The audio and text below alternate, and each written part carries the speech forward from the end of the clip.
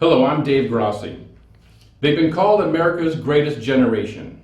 Young men, some as young as 15, who put aside the most formative years of their life to help defend freedom during World War II. Years that should have been spent going to baseball games, attending college, going out on dates, but instead they willingly put their lives on hold, put on a uniform, left their cities and towns for parts unknown, in essence saved America from the tyranny that was spreading across Europe and that had indeed come home on December 7th, 1941. This is their story. The Department of Veterans Affairs estimates that there are fewer than 1 million World War II vets still alive out of the 16 million that served during the war. And the VA also estimates that well over 400 die every day, and that by 2036 there will be no World War II vets left.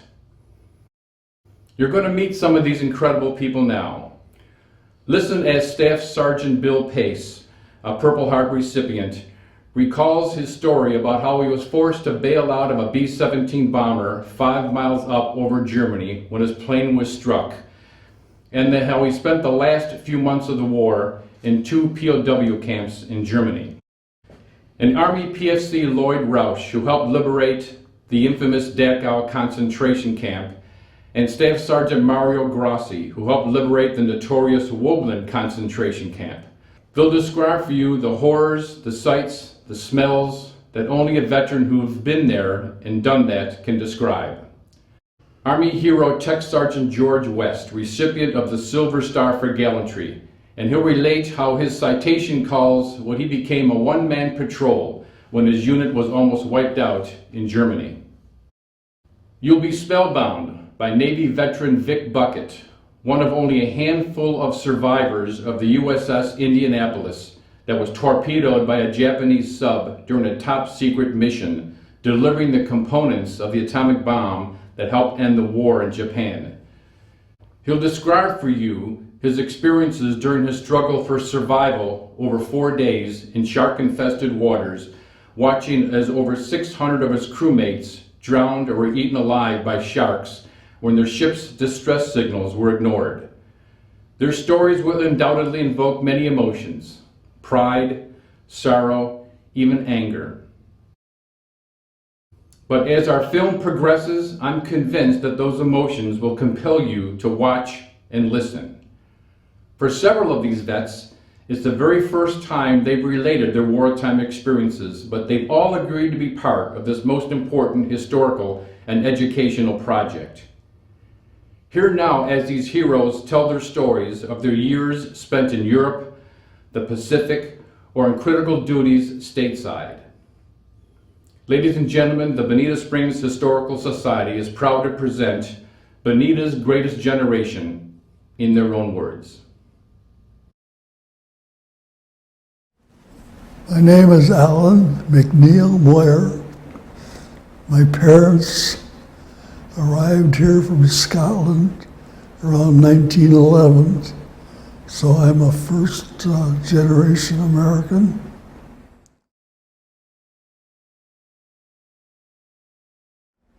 In July of 41, I was drafted. I had a number that should have taken me in January, but I got deferred because of school until July. So I started my railroad experiences there, from Cleveland to Columbus, Petersburg, Virginia to Mississippi, and Mississippi to Washington to California to Florida, Florida to Connecticut to Wisconsin to Colorado, and back to Maine to Presque Isle to fly out to Gander, Newfoundland.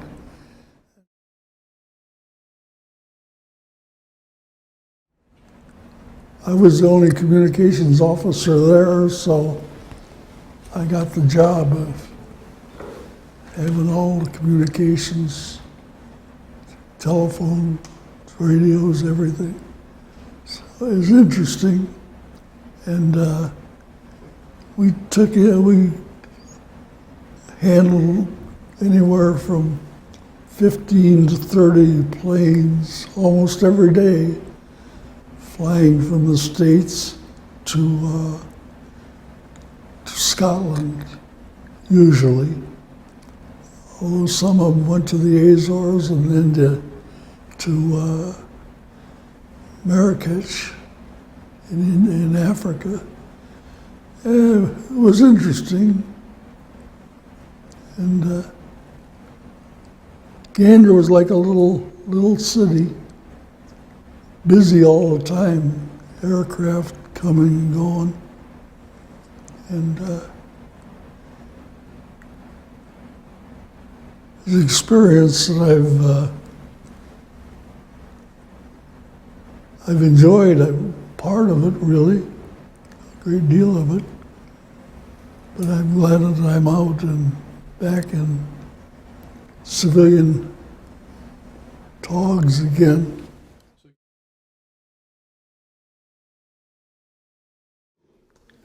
Well, I was drafted in July of '41, so I was already in service in December, and I was at Camp Shelby, Mississippi, with the 36th and 37th Divisions training there. And I had my basic training at Camp Lee, Virginia, because the Corps of the Army with this usual ability. Although I could type and take some shorthand, they put me in truck and auto training class. That was at Camp Lee. It was a quartermaster outfit. And I was there, of course, when the war broke out.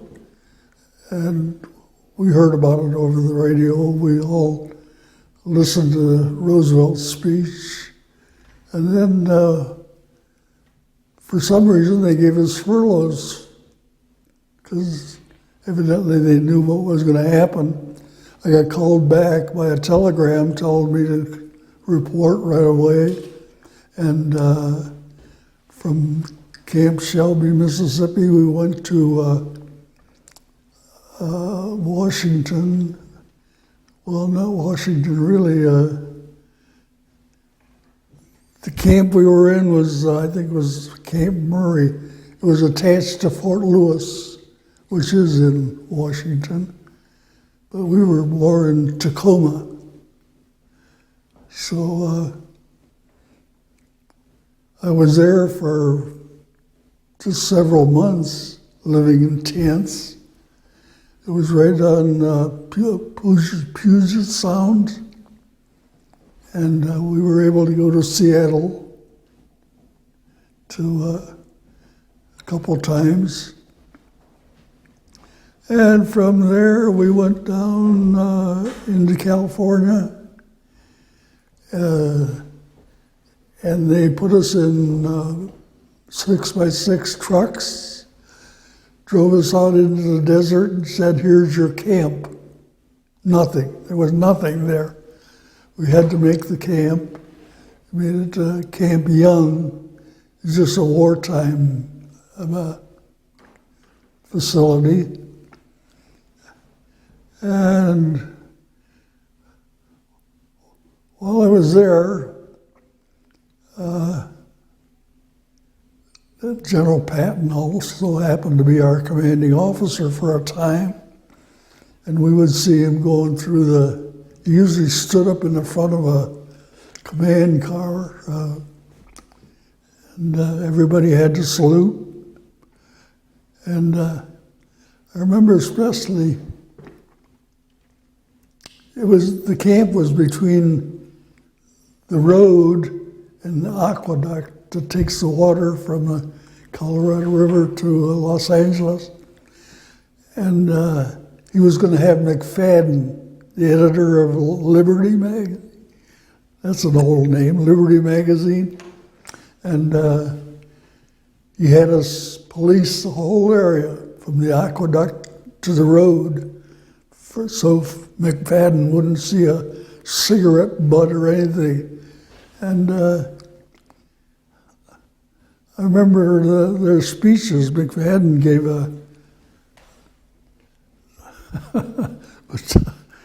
but Patton, he was what language he used anyway. It was a real experience. And while I was at Camp Young, I suffered my first earthquake, had an earthquake. I was sitting at a desk, and all of a sudden I was back about 3 feet. And the Air Force needed flight members, I think, and they were going to have a test at an airport nearby. So I took the test, and I didn't wear my glasses. I was going to try to fool them, but I didn't fool them. They caught me with, there's a depth test where you have, and so I was sent home thinking it was all over. But about 3 weeks later, I got a letter from the Air Corps at that time telling me that although I wasn't physically, or I wasn't, didn't have the ability for whatever. At that time, nobody in the air crew could wear glasses. That changed later on with the B-29s, but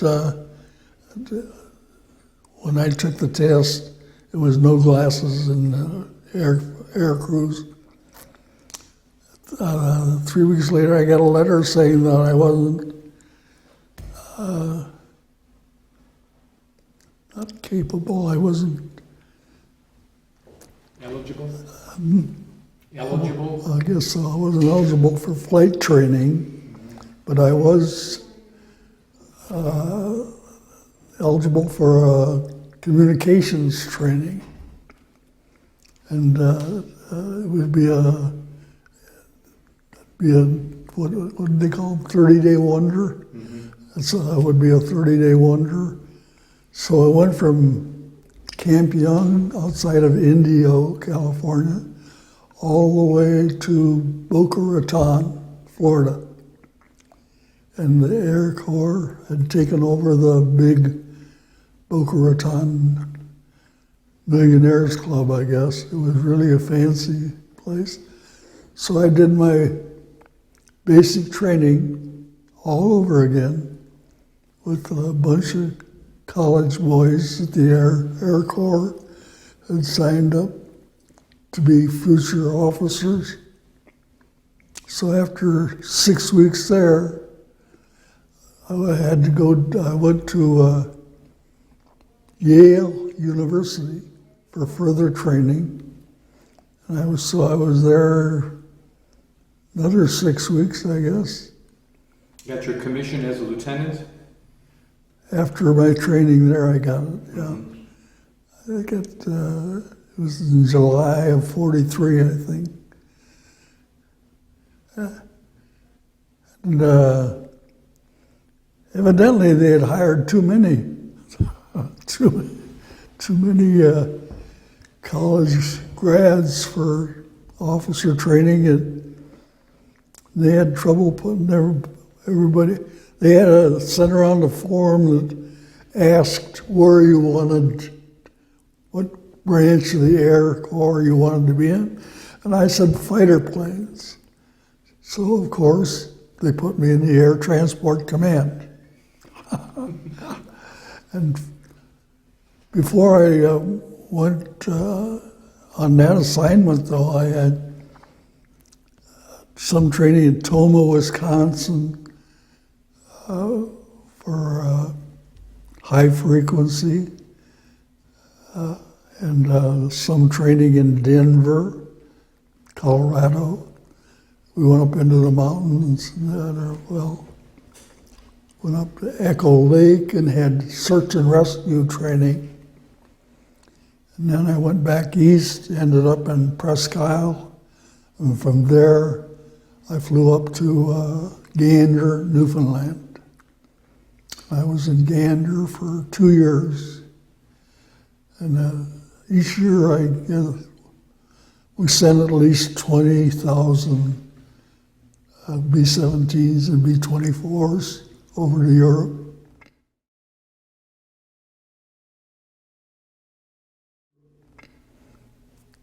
And I got to know some of they were really young people. If you were 24 or 25, you could be a captain and the first pilot. And I didn't know it at the time, but they were all going to be, half of them were going to be shot down because they were flying daylight missions over Europe. While I was in Gander, they gave me a flight to all the northern bases for Air Transport Command. So I flew to the Azores to Paris, Paris to London, London to Scotland, to Prestwick. And from Prestwick, I went to Iceland. And from Iceland, I flew on a weather plane back to Newfoundland. And the weather planes go, I think it's 5,000 feet, then they go 500 feet to get the weather in both. So it was an adventure. So back to Newfoundland. That was, I stayed there until the war was over.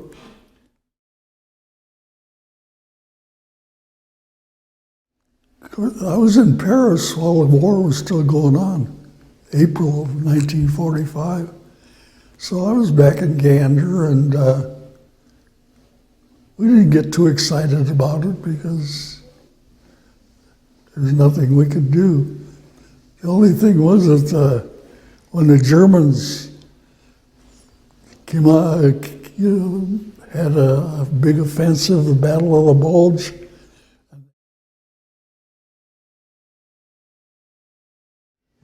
I think everybody was happy about it because we knew that if we tried to invade Japan, it was going to be a bloodbath.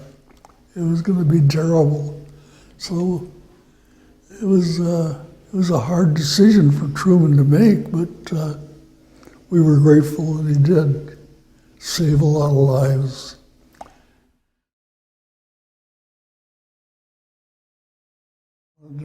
I didn't plan on going back to Worcester, but we went. There was a bunch of us at a basketball game, and we all decided to go back to Worcester. So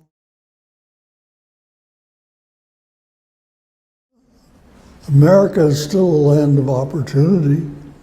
You advance on your own ability, so hang in there and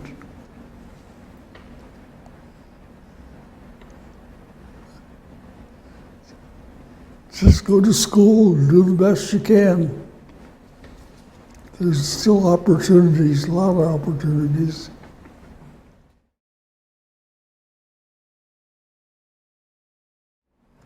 They're kind of upset that I haven't written down my travels from across the country, really around, well, my kids remind me of it, and I think about it. Everybody I know was in service, everybody, or doing something. It was a time when America got together like never before, never again, what they need right now, but it's not going to happen.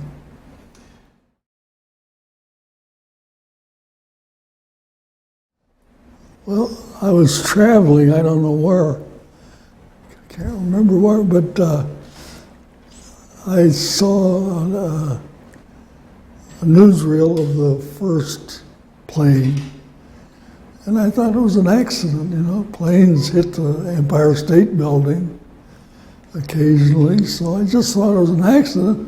Then I was someplace where I was watching the television and saw the second plane just fly right into that second building. Nah, terrible. It was terrible. And I felt for all the people, all the families. It shouldn't have happened in this country. We train the guys and they pay us back by destroying 2 buildings and killing thousands of people.